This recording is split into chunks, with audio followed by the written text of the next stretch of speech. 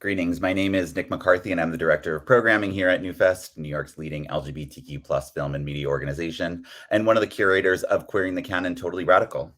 This series is presented by NewFest and BAM and supported in part by the National Endowment for the Arts and runs April 6th through the 10th, both virtually and in person at BAM.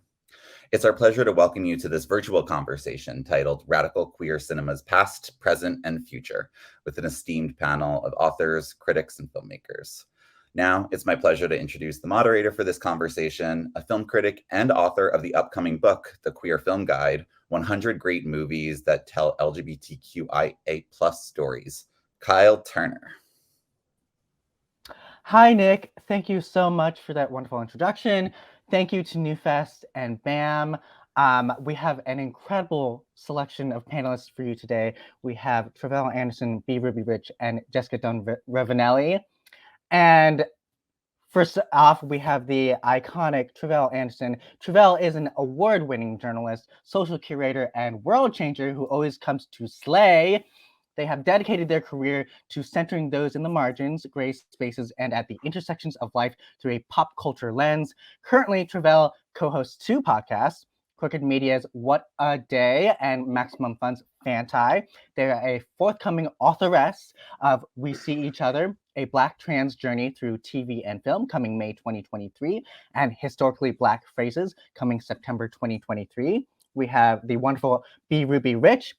B. Ruby Rich is the editor at Film Quarterly and has an enduring legacy of participating in a variety of international film festivals as curator, juror, or journalist, including Sundance and Toronto International Film Festivals. She is Professor Emerita at UC Santa Cruz and the author of the books New Queer Cinema and Chick Flicks. And we have the iconic Jessica Dunn Rovinelli. Jessica is a film director, editor, colorist, and critic based in New York.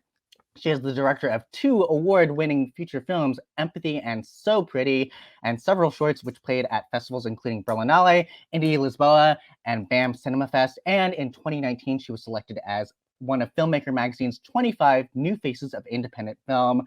What an incredible cast of panelists. Thank you so much for joining me today to talk about radical queer films, past, present, and future. Thank you so much for being here. Thanks for having us, Thanks Kyle. for having us. Thank you. Well, to get us started, I thought asking what does radical mean to you was maybe too big of a question, but I thought what maybe a more interesting way to begin the conversation is, what is the first queer film or piece of visual media or artist that you think of when you hear the word radical?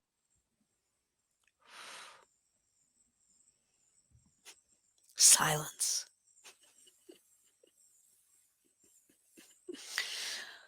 I mean, I think for me, it's just personally, David Wojnarowicz comes to mind just because he is an artist for whom the politics and the art are somewhat inseparable. And I do think, you know, when we were talking about this panel in general, I'm very skeptical of a lot of the claims of radical art because I think it's too easy to create a one-to-one connection between what's represented and what it actually does in the world. And I think Wojnarowicz's commitment to an anarchist politics alongside the way that he lived his life and the way that his life existed in the work does suggest something that feels more material to me. And also because his works are so much about care and sustenance alongside an unrepentant politic. And I think, you know, if there's one thing that radical art can do for us, it's provide us with the foundation that we need to understand our histories and to imagine futures. And I think for me, you know, it's also about when you find him. And for me, Wojnarowicz was somebody that I found at a period in time when I needed him. So I think, you know, I think it's our conceptions of radical are always going to be quite personal.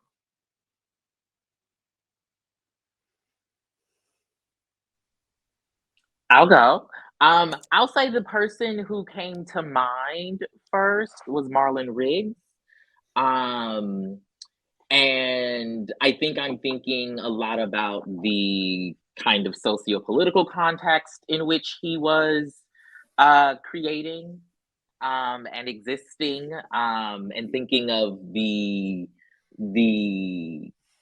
kind of bold, some would say, approach that he took to filmmaking and in particular to discussing the experiences of like Black folks and queer folks and the intersection, those of us at the intersections therein, positive folks, etc.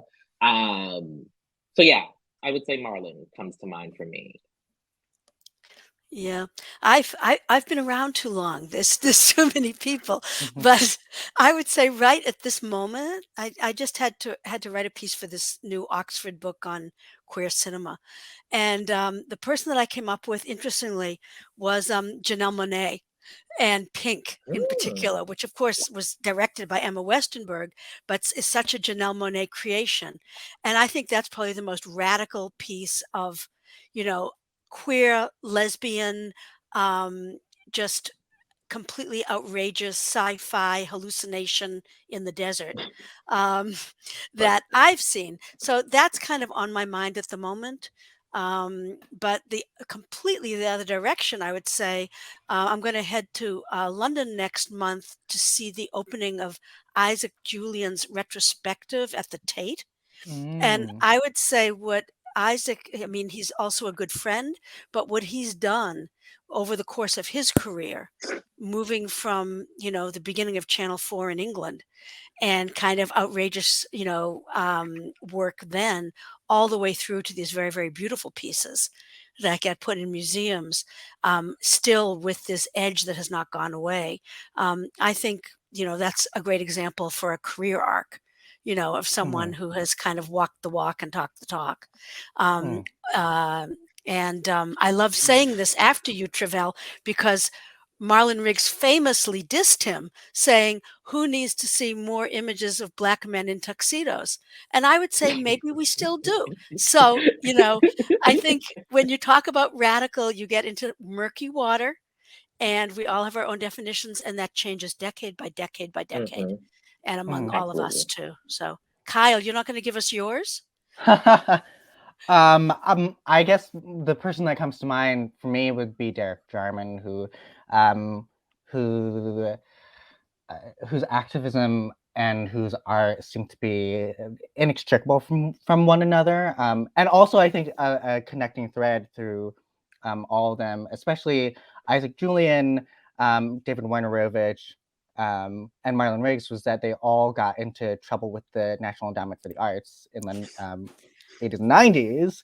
And I think that goes to show the different times that we're living in as far as the impact that queer art, radical art can have as far as its reach, and it's, as Jessica was saying, its material reach to the public. And I knew Derek. Derek was just wonderful. And I think he kind of spans all these generations, because not just of the films, but also the art he did. And when he started painting with his own blood after he'd been diagnosed. And, I think that the panel I did with him at Sundance in 1992 ended up being the piece of footage everybody used in their films, because it was the one place where he came out saying that he had AIDS. So, I think all of these people that everyone's mentioned have been really important. Yeah. How radical might mean something a little different to us all, particularly the intersection of cinema and politics. Is there for any of you like a defining component that has been essential to an idea of radical queer cinema in the past that you've seen carried through into the present?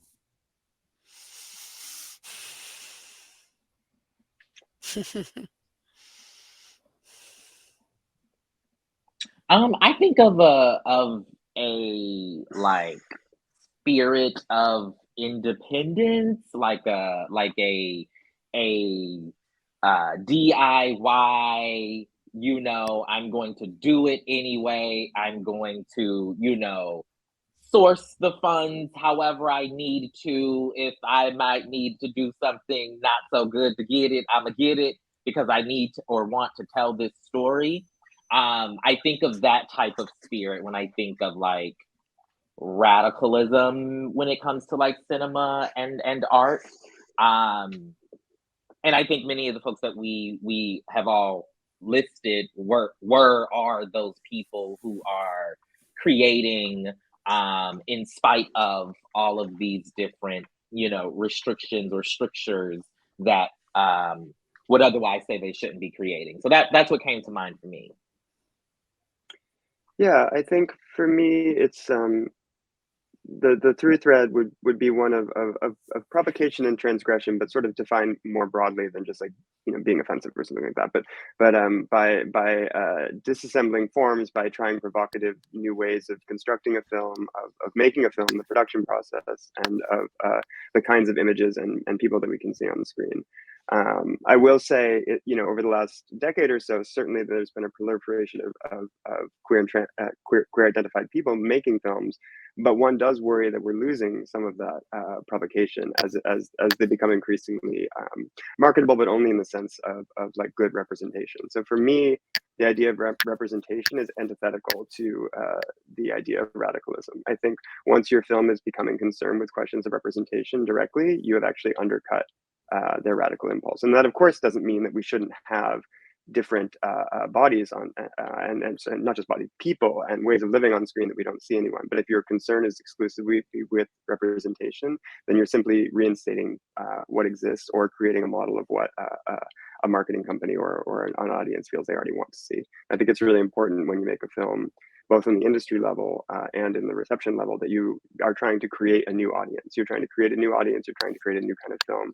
You're trying to create a new way of viewing images. Because I think a radical film has to open up possibilities. It can't simply describe what already exists, or worse, pander to the existing power structures and expectations that are placed upon the people that it represents.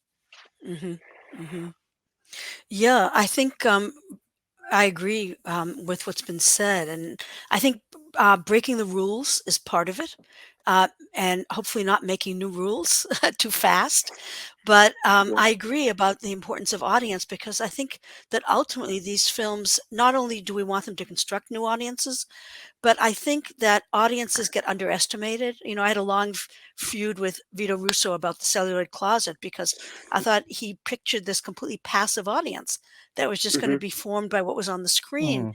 And I came up with audiences that talk back, and I think that audiences construct films also, and that gets underestimated.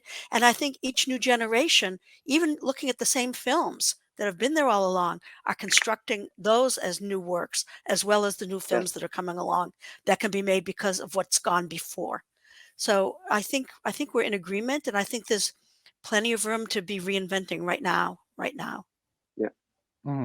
Do you think that the new technologies that we have available to us that ostensibly democratize that democratize filmmaking, that democratize image making, they allow spaces for those radical things to be made, even though those tools are very much provided to us by these large monopolistic corporations? No, I think that was largely marketing. But as you've seen throughout cinema history, people have always managed to get their hands on cameras. So I think we were told with the digital revolution, anybody can make a movie now, and that obviously did not really come to pass because there wasn't a structure of distribution to make sure that those movies would actually find audiences. So making a movie doesn't mean much without the funds to produce it in a certain way and to distribute it so that people can actually see it. And YouTube is not a replacement for a functional distribution model. But that said, people are endlessly resourceful, and it is wonderful decade after decade to watch the ways in which people do make films. they do it. They just keep doing it. Even when they really shouldn't be able to. I think the changes in technologies have thrown up for a short time each time around, opened up kind of chinks in the mortar. And I think that's what happens when you get that kind of sea change. It creates a window through which people can hop for about a minute, and then it seals up again. It's like a Harry Potter wall or something. And I think that those moments have been really powerful. And, early public access television did it.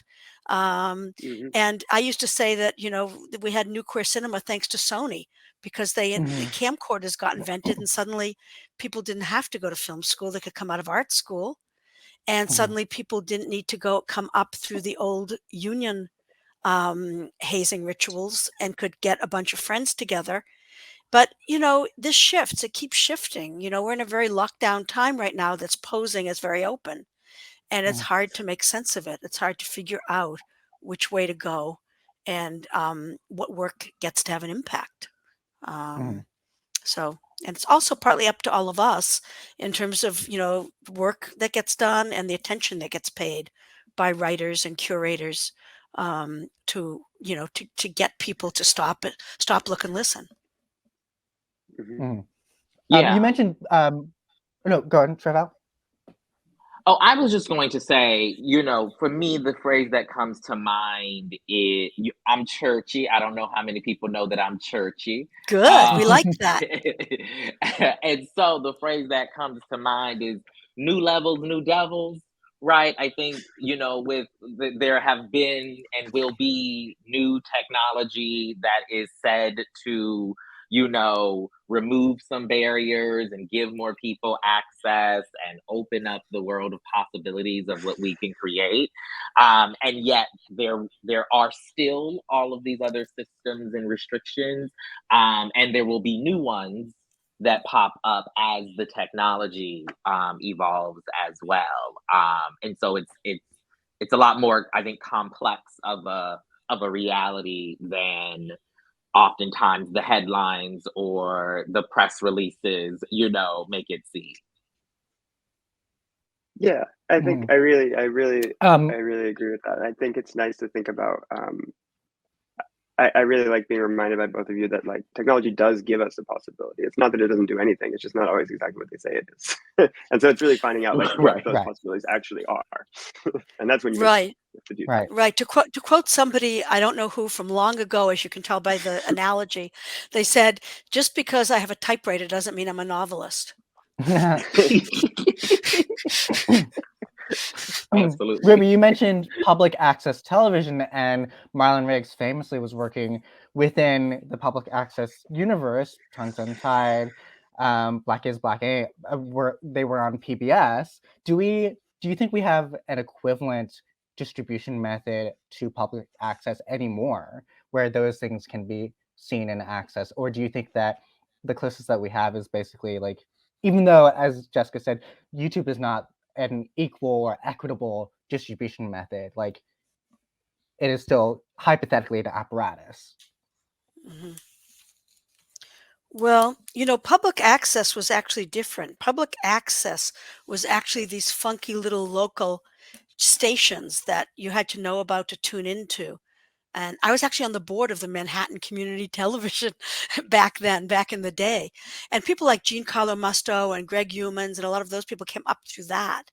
Public television, PBS, still has some ways in, but it's through things like ITVS, POV, those kinds of entities. And it gets under attack by Congress all the time. We feel like it's too conventional and doesn't open up enough, and they feel like it should be, killed off. So it's in this kind of uneven space.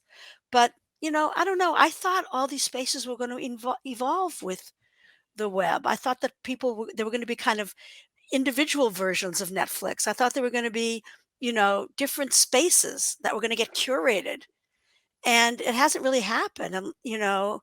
But in the 1980s, when video stores opened before they went away, people thought they could go there and find out what people were making in their neighborhood. They didn't know it would just be a place to go rent Warner Brothers, or whatever. So I think a lot of times, every time these technologies have come, we have these fantasies, and then it turns out to be Apple TV and Netflix and Amazon. I don't know. The rest of you, what do you think? What do you think? What are the options? I like cinemas. Me too. I love them. Like, We have them it's still like, in Paris. They still have them. yeah, they still have them, and it turns out that young people actually like to go to them.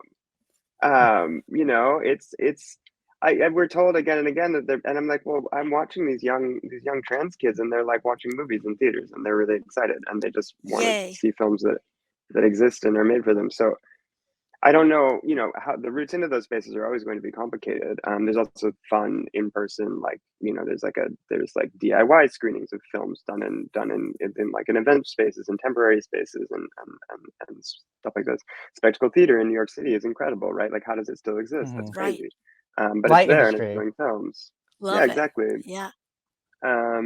So I don't know. I think like this is just me, but I'm like my reaction to this proliferation of internet spaces that feel increasingly like not open is the physical space is wonderful. I mean, right? We just went through like a 3-year pandemic. It's really nice to be in a place with people, and then you get to see the audience around you. And I think that is like, if there is a material possibility of cinema, it's that you go to a cinema and you watch it with other people, and then you talk about the movie.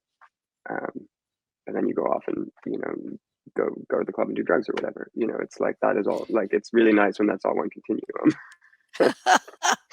I love that. That's where I started. I mean, I started in film by setting up a little movie theater in a community hall in Woods Hole, Massachusetts, with some pals, and programming 16mm films. So you don't have to convince me. And dressing in costumes to go with every film, and making mixtapes to go with the music for every period. And I loved it, and I still love that. And my version to that nowadays is film festivals. But love that, love that, love that. I like film festivals. They're fun. They got a lot of people at them. I recently went to a screening of Some Like It Hot at a bar called Singers, and Oh, my friends some run people that. there. It's a great place. Oh yeah. They had like a projector, and they had a 16mm copy of Some Like It Hot, which I'm not claiming is radical by any means, but like, although I do love the line "Nobody's perfect." But it was like very interesting to see like a bunch of young people, a bunch of like young queer kids, like in the patio area of a Brooklyn bar, just like watching a great old movie. And it felt like a very, very lovely moment. Oh, thank you. Love that. Yeah. So our notions so how does your relationship and understanding of radical shape what you ask for or out of your art?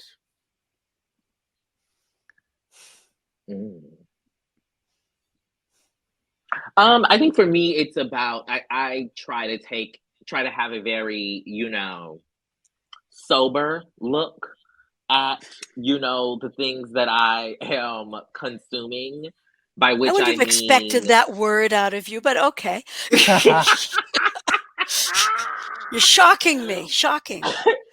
By which I mean, right, like, I don't think we can be putting all of our eggs in the basket of, you know, these, you know, more mainstream Hollywood blockbuster glitz and glamoury forms of storytelling, expecting them to, you know, have some sort of drastic major change or shift in culture. And so what I mean by a sober-minded look is like, oh, okay, it's good for what it is, but like not trying to put too much, you know, razzle dazzle on top of it and lift it up as something that it is not, or say that it is doing something that we just have no way of knowing in this moment whether it's actually doing said thing.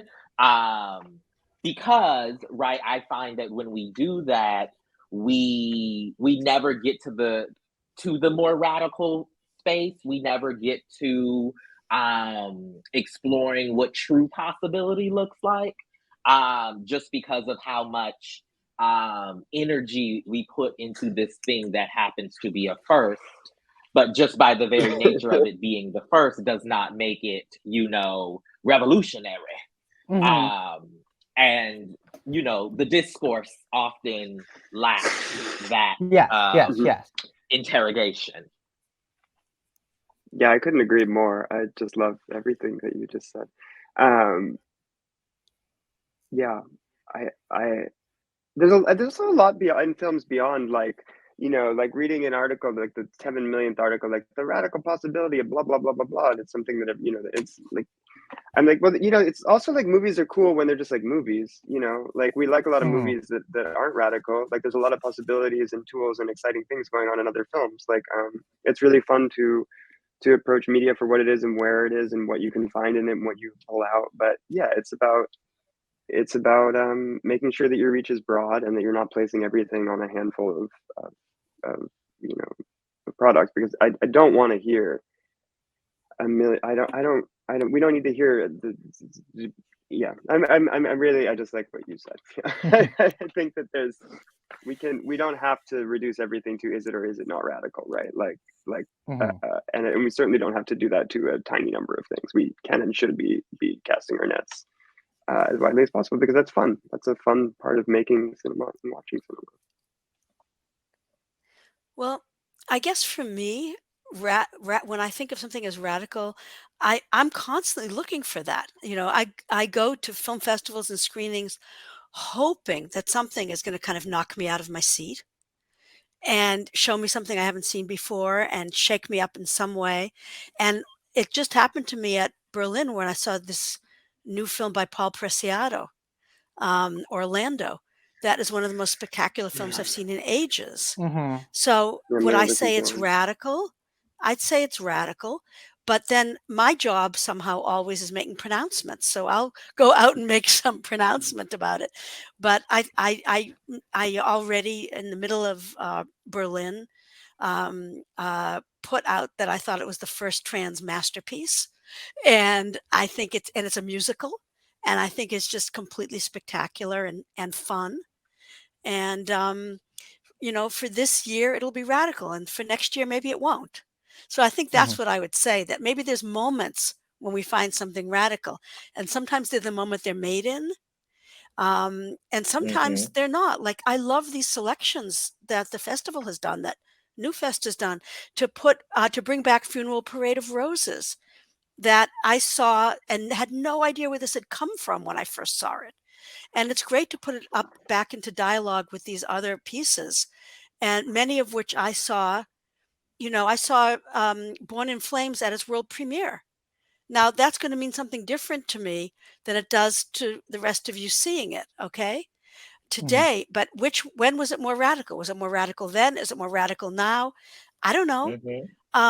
So as the designated elder of this panel, I would say I have a fairly open definition of what radical would be, but I'm always totally willing to kind of rush into the breach and declare something. And then people can fight with me and tell me I'm wrong. I love I the think get it's scolded. there. What I'm hearing there, which I agree with, is that right, the context in which the thing comes out, right, is part of the decision about its radicalness, radicality feels like the right word. And I completely agree with that. I think of this documentary I saw at Sundance, Kokomo City. Love it. That if you haven't seen it, oh my God. But you talk about like seeing something that like, knocks you off your fucking feet.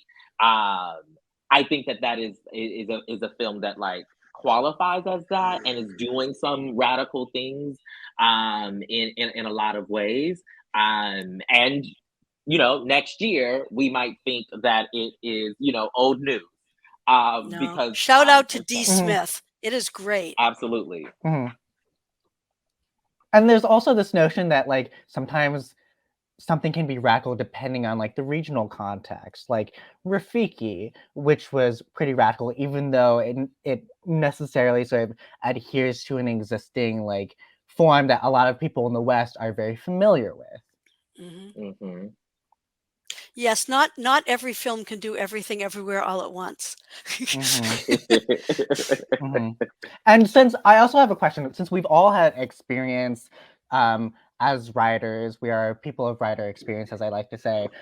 So we are often working with editors, often working with within like other institutions or publications that sort of ask us to declare things or to bestow titles of radicalism, possibly, or unapologeticness onto these things.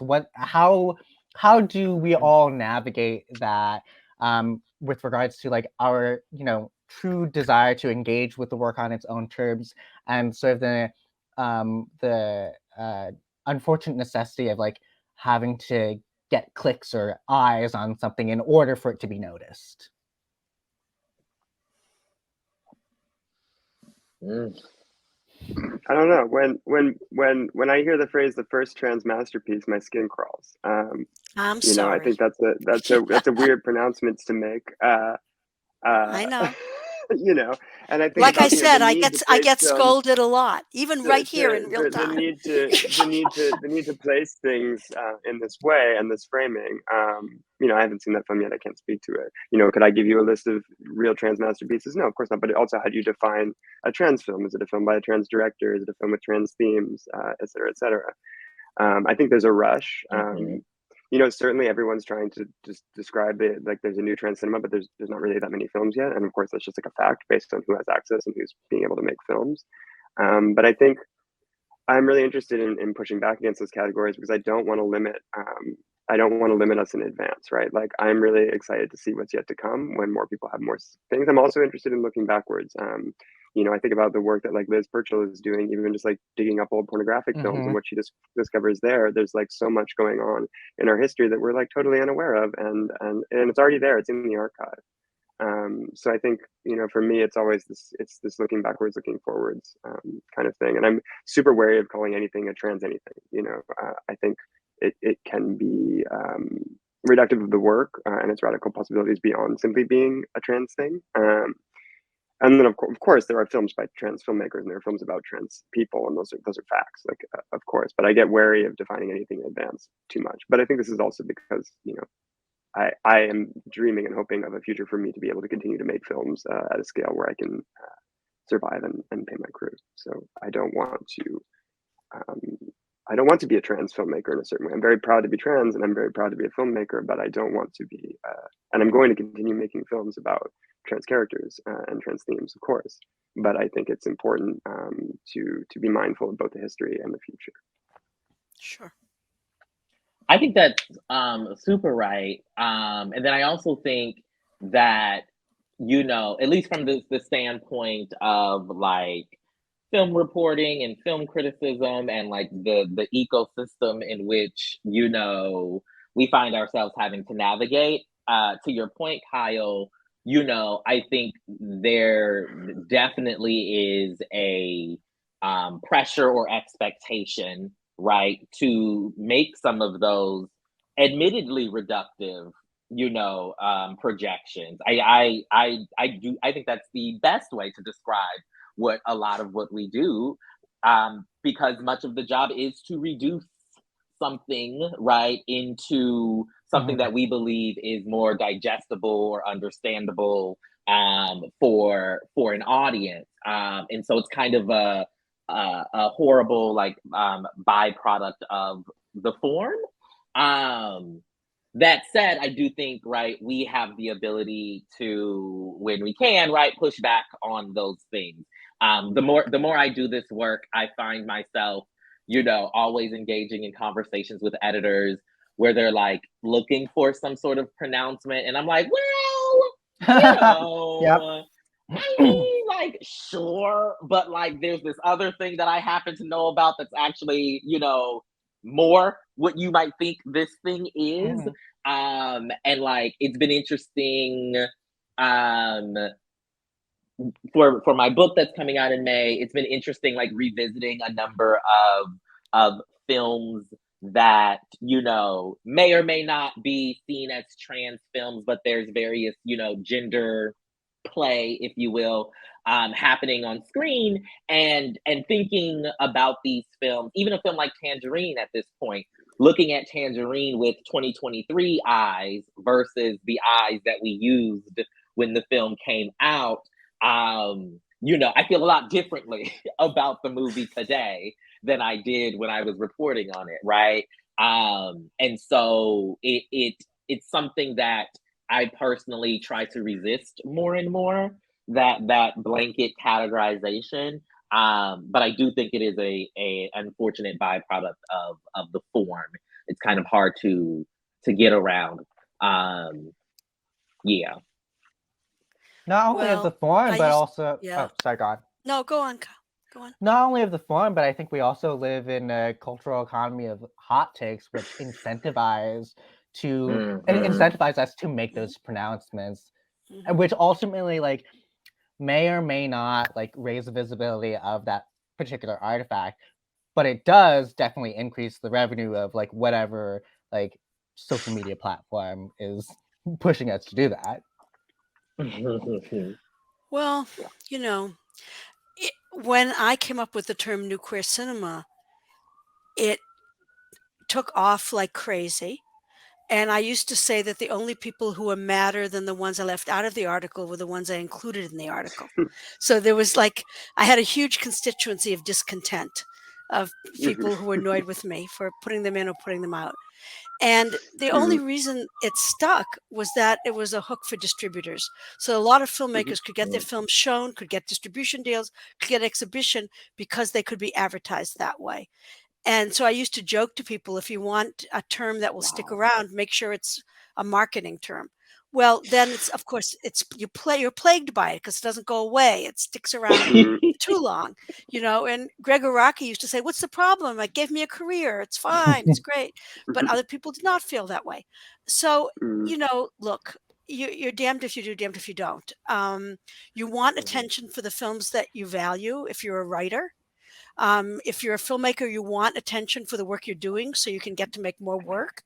And then this becomes part of the slime pit that we all move through that can be useful or injurious, depending on how it's being used, who's using it, and how you feel that minute. So, but it's not like we're going to get away from language. We're not going to abandon the words. No. So what do you do? And also, I just escaped from academia, where you can half the time can't figure out what anyone's saying anyway. So the idea of some clarity of expression was not the worst sin for me, but you know, that made me an outlier in my midlife profession. So what can I say? To be clear, I hope people keep saying new trans cinema, and I hope they put a lot of people in it because and then let it get redefined and expanded. Films, and we'll fund the films, and then you know, that way they can have something to write about. So if that does anyone any good, I'm so excited about the new trans cinema. I think it's going to be incredible. I'm excited to make some revolutionary works in it. Yes. And please write about me. Resources, equity. Excellent. Excellent. I also do think there is something that will probably be termed the new trans cinema, and it is really exciting, and it is happening right now, and that is really cool. It is a moment. It's a moment. It's a moment. And the beginning or the middle or the who knows? We don't Better know. be the beginning. It exists in queer time. Queer time, yes. Our notions of radicalism are obviously shaped by numerous factors and circumstances and context. Is there a piece that you think best encompasses what radical queer cinema could be right now? Any sort of contemporary examples? These pronouncements. I know. I know. I'm sorry. I will jump out there and I will say a film that I think is doing, I already mentioned Kokomo City, which I think is a film that is doing something with its existence and the ways that it exists and the specific conversations that it focuses on and the lens through which it was shot, created, etc. But in addition to that, I think of the things that stick out to me are things that as we said earlier, push me, challenge me, are showing me ways of queer, in particular Black queer existence on screen in ways that I haven't seen before. And I'm actually going to go with a short film that just popped into my head called Abundance. It's a short film done by this influencer, organizer, activist, writer, comedian, fabulous designer person. Her name is Amber J. Phillips is her full name. She's known online as Amber Abundance. And she basically put together this short film recognizing the women in her life, her own Black, fat, queer lived experience growing up in the Black church and the intersections therein. And it was just a really fresh to me at the time look at just Black queerness on screen and what that could look like, the possibilities there. When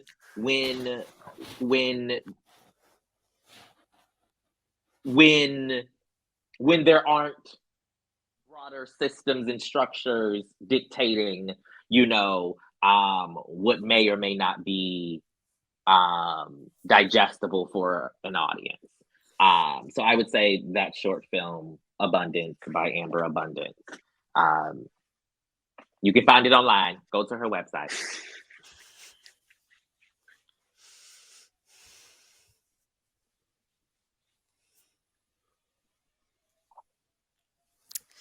I feel like I already did it by I jumped the gun by talking about Orlando, so I don't know. There's a lot. There's a lot.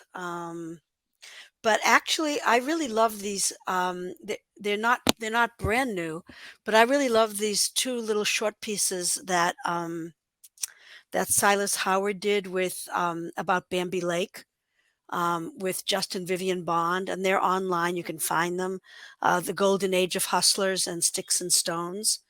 And I find them completely mesmerizing. And I think as a tribute to a bygone era, they're really wonderful. And, I hope there's a film like that out of Silas one of these days, because they really struck me, even though they're, I don't know, 2014, 2015. So not that old, but creeping up on I a hope that's decade. not old now. Yeah, I know. 2014, no. long ago, way Yeah. back in the past.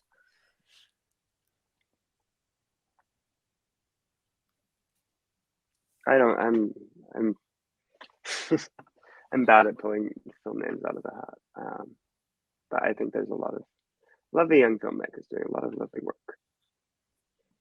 There's a young filmmaker who showed last year at Sundance, not this year, a Brazilian filmmaker named Erica Sarnet, who's at NYU this year, I think, in a residency, and did this film called A Wild Patience Has Taken Me Here, inspired by the earlier days of lesbian culture and Audre Lorde's writing. And it's this kind of wild, sexy romp, and I really loved it. And I was thrilled when it got into Sundance.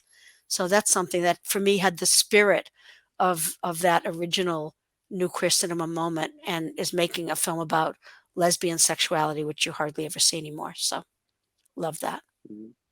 Yeah. Do we really hardly ever? Well, whatever. Yeah, well, come on, disagree with me again, Jessica. Let's do it. Well, I hope I'm doing my part to contribute something. Yay. Certainly, all of the films I've made recently have dealt with that, and they'll continue to. I was just sort of scrolling back through my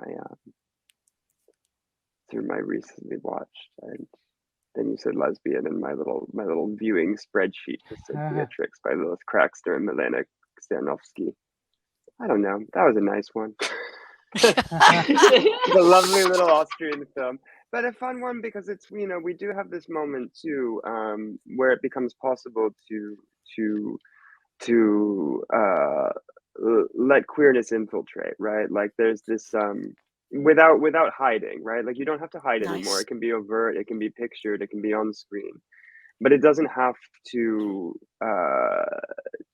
declare itself in the same ways, because there is a familiarity with certain forms and there's an understanding. And I think that is also, I think about a film like Beatrix, which is just a film about girls in a house, and there's, it's like, but it suggests another form of radicality to me, which is this sort of underplaying, which is really fun, and it becomes possible in a new way. So I don't know. And there you go. There's some lesbians.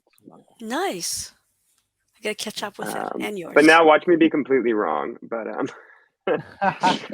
there's no wrong. You can't be wrong. There's no wrong. Yeah, I don't know. Okay, well, last question. Thank you again so much for your time, everyone. And I hate to ask all of you to make another pronouncement, but what would you like to see in the future of radical queer storytelling, and what is upcoming?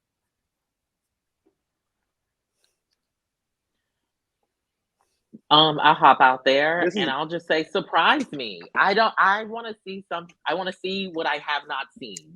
I look for opportunities to be surprised about what's on screen, to be, just blown away by the things that I see. And so yeah, surprise me. Check. I want to see some, yeah. I want to be surprised, and I want to see some evil. Like, I'm sick of it. I'm tired of the good subject. Particularly for transgender women, it's like you can either be you can be a rapist or a groomer, or you can be the most perfect and beautiful woman that ever lived. And I'd love to be like a different kind of evil. Yes. Like I'm interested in the possibilities of characters when they can inhabit a space that does not have to be one of justification of their own existence. And that is something that I do feel is lacking in a lot of, particularly how we portray trans people on the screen. I mean, like, thank God we've had some like lovely evil lesbian films recently. That's really nice. God bless Tar for real dirtbag. We love her. It's very hot, very dirty. We love it. But I think that's what I want. I really want to see it. And I don't want moralism about it. Let them be fun and bad. But yes. We just want to have fun. A little messy we just fun. want to have fun. That's a good ending. That's a great ending. Well, thank you everyone so much for your time. Thank you, Tre'vell. Thank you, Jessica. Thank you, Ruby. This is such a wonderful conversation. Thank you so much to NewFest and to BAM. Thank you to Nick McCarthy. Thank you everyone for watching. And I hope everyone continues to work radicalism and radicality into their own lives, into their own work. Thank you everyone again. Go to the movies. Thank you. Go to the movies. Let's see it in the cinema. This week at BAM, right?